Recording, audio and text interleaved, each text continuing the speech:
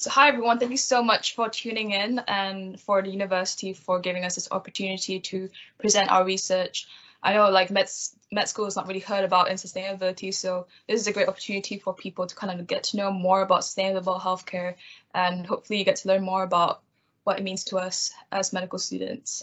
And I'm Shui, and this is Ready? I'm ready. should move on. Okay, so in terms of our overview, the presentation, we're going to kind of talk about what planetary health is, if you don't know about it already, and look at the research that we've done at the medical school, and look at a case study that hopefully helps apply the concepts you've kind of learned, and looking at the solutions that we have like kind of thought about moving forward, and our future campaigns, collaborations that we've actually done, and also what we hope to do in the future. I just want to start by telling you what planetary health is and why it matters. So climate change is a public health issue because it threatens what we need to survive at a very basic level, including the air we breathe, the food we eat, and the structures under which we find shelter. Whilst we've decreased child mortality and increased life expectancy, we've exponentially used Earth's resources, and we've mortgaged the health of our future generations to realise economic and developmental gains in the future. So as healthcare professionals, we will be on the front line of dealing with the health impacts of the climate crisis. The emerging field of planetary health is a framework for understanding these interconnections and identifying solutions to complex challenges confronting our civilization. Interconnection with nature is a vital part of planetary health because the health of the planet is the health of its people.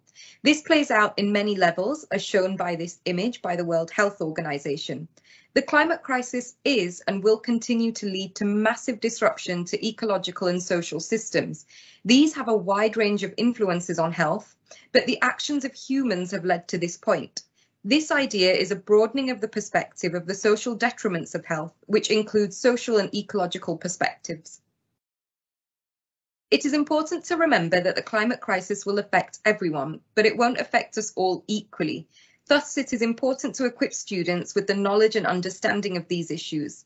The impacts of climate change will be disproportionately felt by those from a low socio-economical background, which will cause inequities to worsen and widen gaps in intersectionality. In addition to geographic inequalities, we also need to consider the challenges faced by marginalised and vulnerable groups, as there is evidence that these groups have significantly worse health outcomes than the general population. As time goes on, as the crisis deepens, and as humans begin to increasingly suffer the health consequences of an unhealthy planet, our demand for healthcare will increase. But healthcare itself is part of the problem, unfortunately. Despite functioning to protect humans, it is a direct contributor to greenhouse gas emissions. In the European Union, estimates predict the health system contributes to 5% of the EU's total emissions, with figures ranging up to 10% for the US. If global healthcare were a country, it would be the 5th largest emitter, coming in just behind Japan.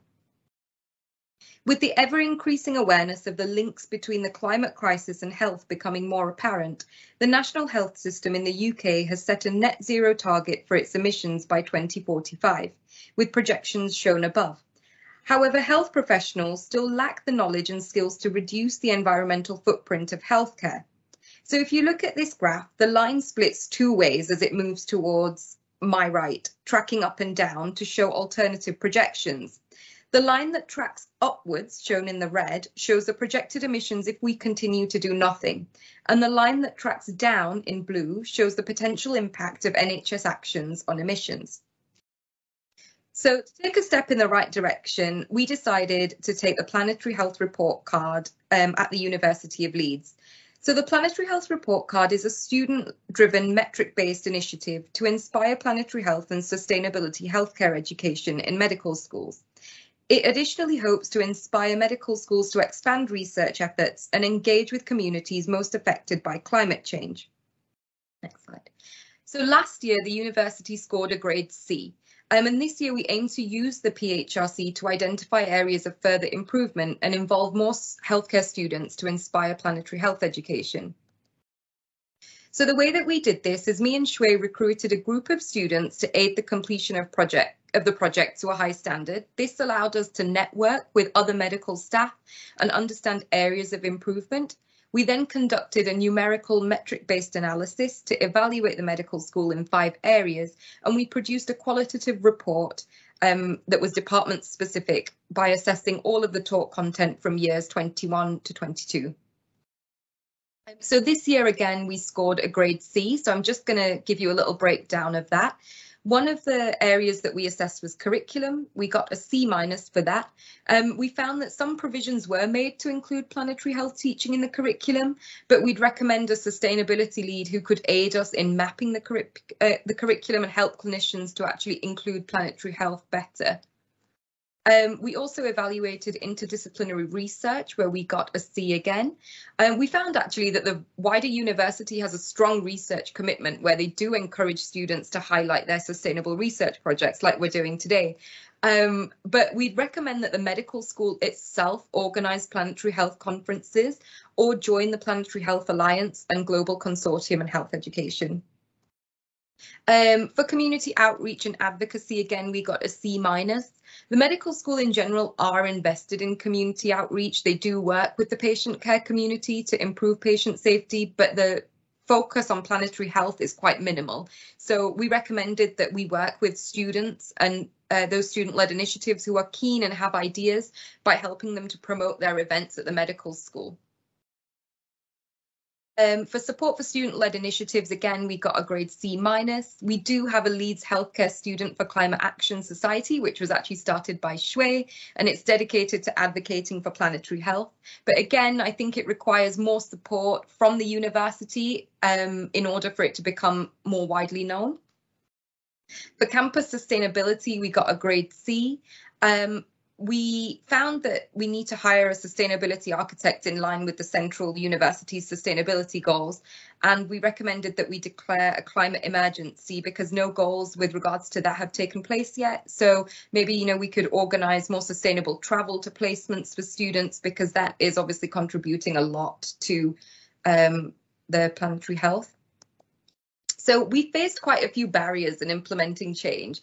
We found that people were quite hung up over what other countries were doing as opposed to what we're doing. So like, we believe that you need to act local but think global in order for a change to take place.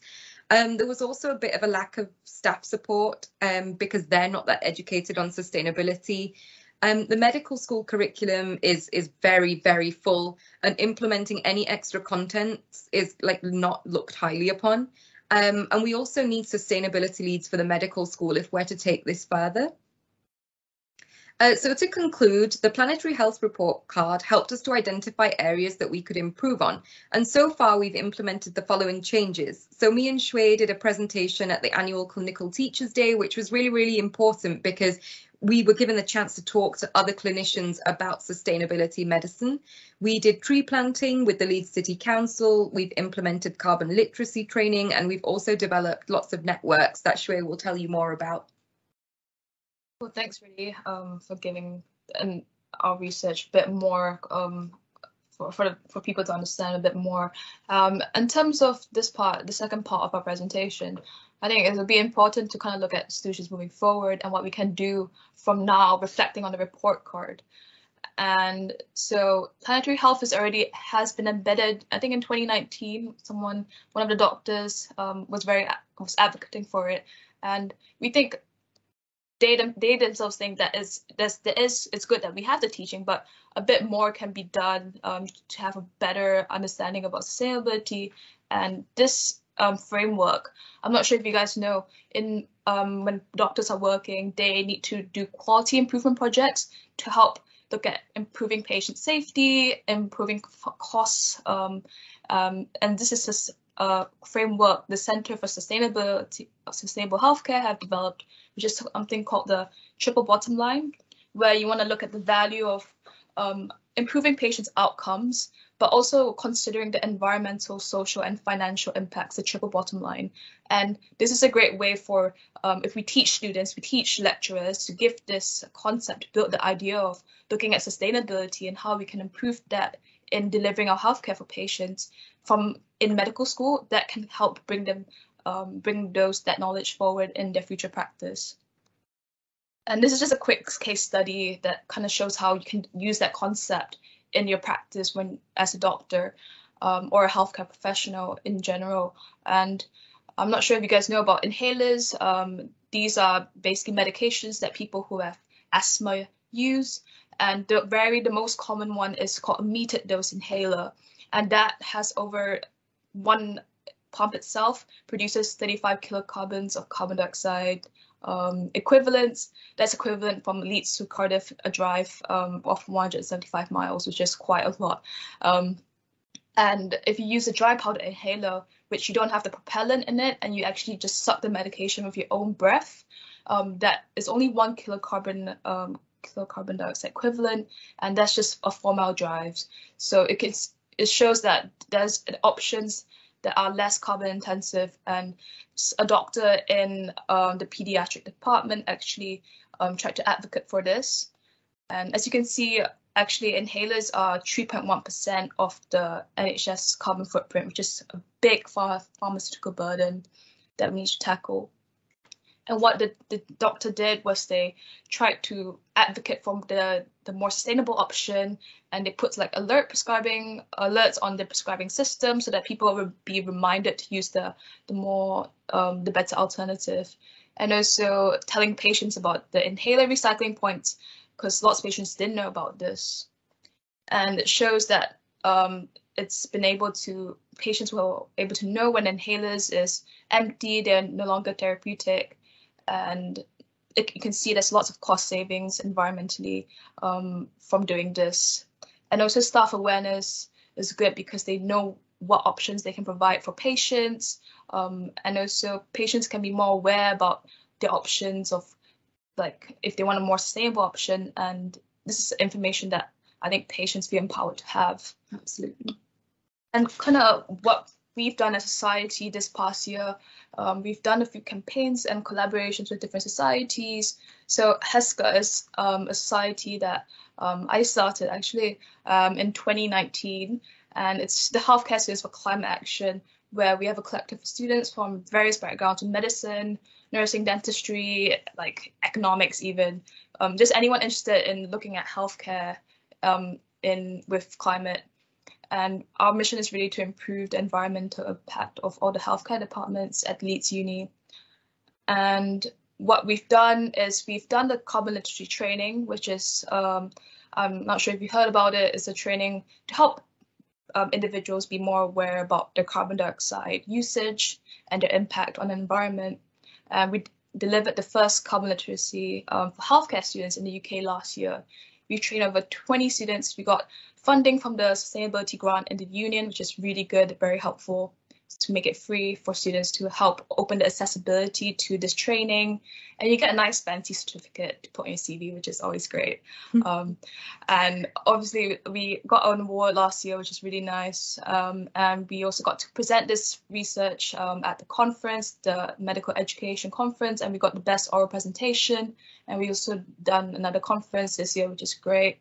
So we're just kind of producing our research and just sharing more about what we've done at uni and our society. And like we've presented, like Vidhi said, at the annual Clinical Teachers Day, and it was great because the outcomes, we were able to get a sustainability rep implemented at the Medical Council, and also we're able to kind of open the window to collab with more staff roles to help improve more planetary health into the curriculum, get more teaching into that. And we're working with the clinical skills department. I'm not sure if you know, like medical students have this space where they can practice bloods, cannulas, skills on mannequins, and that department can be quite wasteful. And we've reached out to the people working there, and they have a sustainability group now, and so we're going to look forward to working with them in the future. And we've attended marches like this one just before COP26, and worked with Extinction Rebellion, Green Action, kind of showed that how the climate crisis is a health crisis, and how we need, as healthcare professionals, need to present, need to be there to just advocate for what we believe about. And we've done like litter picking with a few societies like the Climate Entrepreneur Club and also Green Action. And that's a great way to kind of give back to the community, literally pick things up and hopefully clean the streets. And it's been really wholesome and really nice to just give back to the environment. And also we've organized a tree planting event, which we collaborated with the Leeds City Council, and they were great and they were really supportive of our project. And it was a great way because we got to interact with people of the community, like people who are working, people who have families, children even came, which is very nice on this windy, wet day. We got like 50 people of a turnout. Absolutely. Yeah, so it was really good, very wholesome, and we got to kind of plant trees and give back to the environment, which is great. And we also have had collaborations with the Feminist Society to kind of look at the intersections of climate change and how climate change is a climate justice issue, and we need to kind of look at all groups of people when we're talking about climate change impacts on the environment and also health. And if you're in a Parkinson's building just now, this is our poster presentation. It's over there if you want to have a look. This is what basically just summed up our research that we just talked about. And in terms of goals in the future, we think that staff collaboration, like we said before, is we've learned that we really need someone who's able to take us on board, who's able to advocate for what we believe in, and also they themselves have to believe in it, because it's something that we really need to push forward for, and it's not an easy task, as we kind of talked about in the barriers you mentioned. Working with the community, so working with people of the community to look at what posters that we can make that is accessible to patients so that we can help them learn about sustainable healthcare, like something that's we're not like prioritizing the environment, but also we want to consider the health and how we can best translate that with patients. So that's really important. The clinical skills department, like we mentioned before, having more research projects and such. And the curriculum, like we've mentioned, more projects about quality improvement and further developing the curriculum. And thank you so much, everyone, for listening. I hope you're able to kind of get more about what planetary health is. You learn a bit of things that you've never heard before. It's been a great opportunity for us to just present our research. And if you have any questions at all, feel free to let us know. Yeah, thank you. Thanks, that's great. Thanks, Shui and Riddhi. There is a question that's come through, but yeah, there was so much there, and it's fantastic to hear about all the work that you're doing and all the kind of partnerships and networks that are kind of helping to kind of share that message and facilitate that further. So we've got a message here from John. Have you thought about comparing your scores with other universities so that we can learn from others who might be doing better than us and share info on areas we're doing well as well? So has there been that comparison? Yes, yeah. So we have, and there are other schools that are doing lots better. There's other schools that are not doing as much as us. And I actually attended this meeting where the medical school council worked with the medical schools to try and look at planetary health in each school. And unfortunately, the dean of our school didn't attend, but we were able to attend it and listen from other schools. And we learned that lots of people, like in Lancaster, they have the sustainability quality improvement projects already taken place. They've piloted it. They've included it in the curriculum. So it's mandatory. So you have to learn about it. And that's a great example that we can learn from. People have had sustainability leads in Oxford that they just kind of hired someone, which is great because they have the sole responsibility for advocating for what we want. As students, we have so little time. We have a medical degree to do and life, and so sustainability staff role is really something that we feel lots of people have done and it's worked. Yep, so just to add to that, the actual 62 medical schools partook in this project, and it's actually publicly available online, the comparison by university. And I think in the UK, Brighton, Sussex and Newcastle were the most sustainable. Like they seem to be doing a lot, not just medically, but as a university in general. And that is publicly available online if you search for the Planetary Health Report Card 2022. And the breakdown for Leeds for each section is also available. And it shows you what we evaluated and how that compares with other universities. It wasn't that Leeds were doing particularly badly, I don't think. I think we were just quite average on, we weren't above and beyond, and we weren't below average. So that's obviously something that we are working towards with our clinicians and lecturers to see what we can do better for next year. Thanks, that's great. And there's also been a post mentioned, in relation to the inhaler example that you shared, just around, there are other areas such as kind of the carbon impact of gas and air, and there's kind of like other sort of examples of alternatives that are being explored as well. But I also wondered in the sector whether within the healthcare roles, their inductions, whether there's evidence of sustainability being more heavily referenced as part of induction. So I think this is one of the problems that we found, that because planetary health and sustainability isn't really embedded in medical school, when you do actually go into your medical career and you have that induction, it's just not quite coherent. Like, for example, in the NHS, to get a recycling bin, you've got to do an audit for that, whereas recycling bins are just outside our houses, it's normal. But in the NHS, that needs to be audited. It needs to be something that's then implemented. And I think that that's not happening because we're not made aware of it as medical students. So it's like you're having to learn something totally new when you're just trying to embark on your career.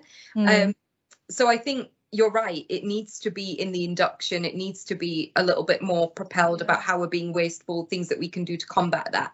But again, like Shui said, when we're taught clinical skills, it's like, well, you put your plastic apron on, you flung it off, you've thrown your gloves off.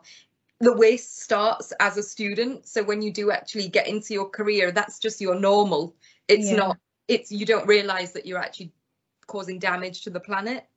So yeah, that's why we're really advocating for planetary health to be embedded in our curriculum, so that by the time you become a doctor, you're looking at everything through that planetary health and sustainability lens. Do I really need to wear an apron for this? If I'm just going to be stood in the corner of the room, should I be wasting gloves? Just little things like that.